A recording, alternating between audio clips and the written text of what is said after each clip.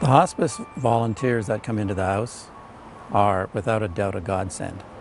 They've helped me both physically, emotionally, and really what happens, it's from the moment they walk into the house.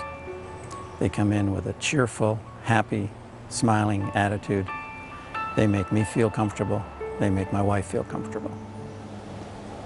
And they allow her to be at home. They allow her to be at home. I had a choice whether she goes into a home or she stays at home. And with the help of home care services, with the help of the hospice volunteers, making the choice to be at home has been the best choice I could have ever made. It also allows me to have and continue to have enough energy to watch for and be her caregiver.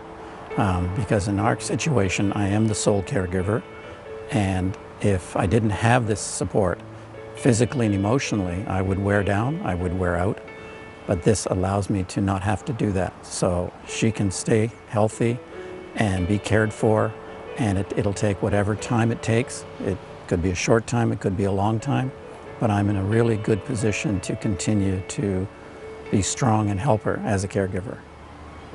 Getting hospice care meant the world to me. It allowed me to be a spouse instead of a caregiver. I had been a caregiver at home for 5 months and was exhausted, literally, physically, emotionally exhausted. And late one night, early one morning, my partner almost passed away.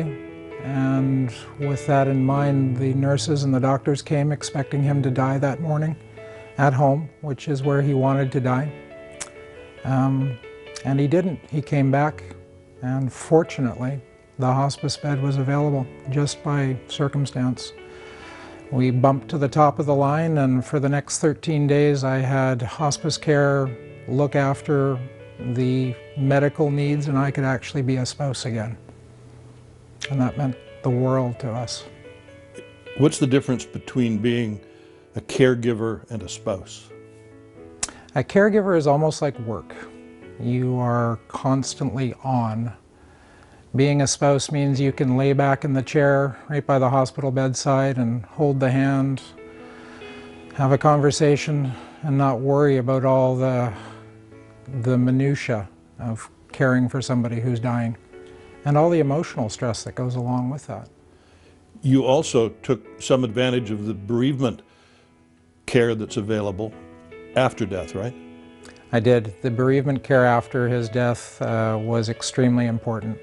To learn about the process, to learn about the emotions that you're feeling are not abnormal, to help to reconcile what's just transpired in your life, which is the most life-changing thing that you can possibly imagine. My spouse passed away about 2.5 years ago, and I swear I've learned more in the 2.5 years and his illness of 5 months than I did in the 47 years prior to that. Leslie, you, perhaps more than anybody, knows what the lack of hospice means. Tell me about you and John in the last days. Well, John was diagnosed with a terminal illness, and he managed to live for 3 years, but he got very ill down in Palm Desert, so we flew up to VGH, where he was there for 4 weeks. They determined then that it wasn't much longer, so we proceeded to try and get him into hospice up here. I was going in every other day to see him, and his daughter and my daughter were going the other days. And it was very difficult. We wanted him to be in his home, where he'd been for 17 years, in his community, where his friends could come and be with him and see him. And unfortunately, it didn't work out that way. There was nothing available up here. I wasn't with him when he passed away because I got the call during the night, and of course, there's no ferries. So it would have been really important for me to have him up here in his community. But because there was no bed available, he had to be in town. He had to be in town. But you didn't know exactly when he was going to pass. No. Well, in about 2 weeks, we knew it was imminent, and yeah, so. But you couldn't know when to be there? No, we couldn't know when to be there. No, in fact, a friend of mine who's a doctor was in on the Sunday to see him, and I said, well, I'm going in Monday morning. Will everything be okay? He said, oh yes. Well, I got the call at 5 in the morning, and he had gone.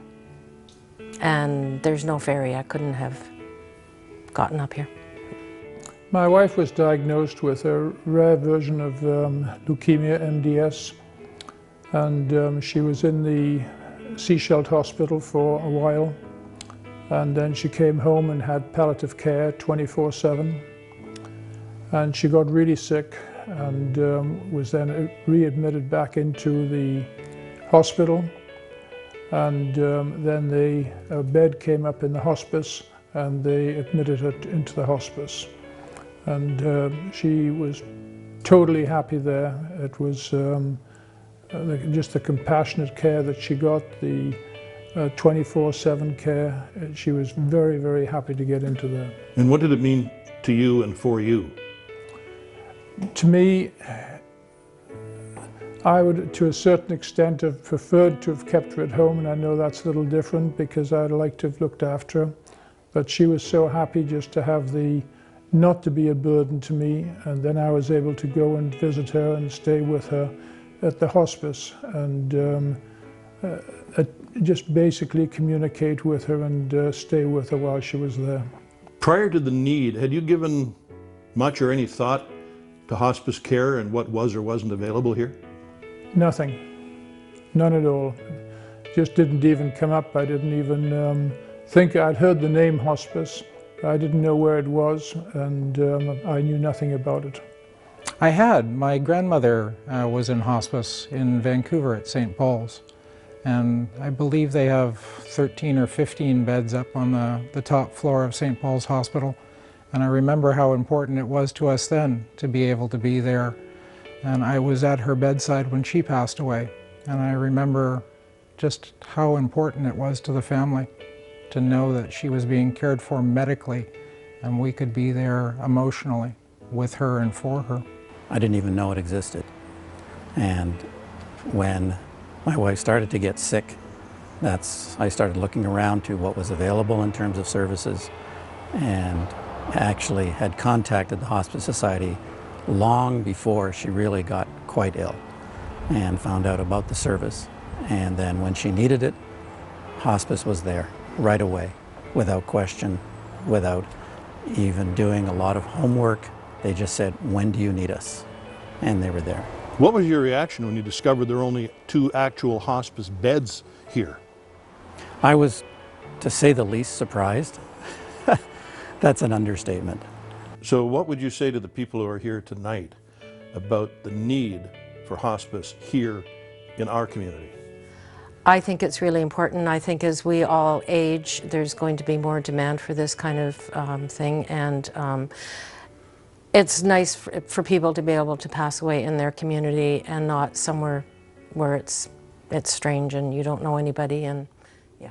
And for their loved ones to be there. And for the loved ones to be there, yeah. Just how important hospice is in life. We don't think about it because we never think about what's coming down the line. And it's coming for all of us. None of us are getting out of here alive, unfortunately. But it's incredibly important, and I'm glad to be part of it. I start my hospice volunteer training tomorrow. I'd say that there's a real need, to have 2 beds only on the whole coast. It's an aging population. If people look at actually what the hospice provides, I think they'd be very, very surprised and very appreciative. And certainly we need far more beds than we've got right now. When you say what hospice provides, can you just give us a little more detail about what the experience is? The people there are there 24/7. The compassionate care that they give, they were actually even friends with my wife. It was just that close. And when you've got somebody who's immobile, and just to give them a bath even, they have all the facilities there to put them on a ramp and move them into a bath and take care of them and really look after them and provide their needs while they're there. And they did an amazing job. How would you describe those people? Just in one word, amazing.